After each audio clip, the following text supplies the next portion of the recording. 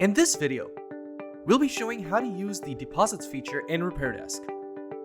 This video will cover how to enable the deposits feature, collect a deposit on a ticket, make adjustments to the deposit invoice, and refund a deposit invoice. Let's begin. First, head to the store settings and scroll down to the deposit section. Here, you'll see an option asking you if you take deposits at your store. Select yes on this option to enable the deposits feature, and you'll see some more options appear at the bottom. You can enter a standard deposit value that can be collected for every transaction as either a percentage or a flat rate. If you want to charge tax on a deposit, click yes on the second option, and then choose your tax class. When you're done, click on the Save button to confirm your settings. Now that you've successfully configured the deposits feature, it's time to put it into use. To collect a deposit, we're first going to go to the POS screen and create a ticket as normal.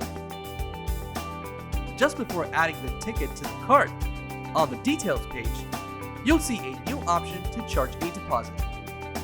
Select Charge Deposit to collect a deposit for the ticket. The deposit amount is filled in automatically based on your settings, and you can also change it. When you're done, click Confirm to add the ticket to your cart. Now, you'll see the repair added to your cart and a separate entry for the deposit added to it. Click Checkout to collect the deposit from your customer and create an invoice. The ticket will automatically be created once the deposit has been collected. Now that you've collected your deposit, let's see how you can take a payment for the remaining amount of your invoice. To collect your remaining amount from the original invoice, first head over to the POS screen and reopen the ticket by using the View Tickets button and then clicking the Open button next to the ticket. This will add the ticket to your cart. The cart will now show the original item, and below it, you'll see the deposit that has been collected earlier with a negative value. The total will be the remaining amount from the original item minus the deposit collected earlier. Clicking on the Checkout button will allow you to collect your payment for the remaining amount, and a new invoice will be created once the payment is complete. If you'd like to refund a deposit, you can easily do so by clicking on the View Invoices button on the POS screen, finding the refund invoice, and then clicking the Refund button.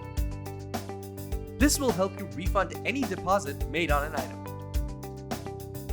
If the invoice has been paid in full after the deposit has been made, then you can simply refund the complete invoice to also refund the deposit amount. You won't be able to issue a refund on a deposit once its remaining amount has already been paid in full. For more information, please visit our knowledge base. With RepairDesk, you can easily accept advance payments and save a repair job before investing your time or assigning a repair technician to it.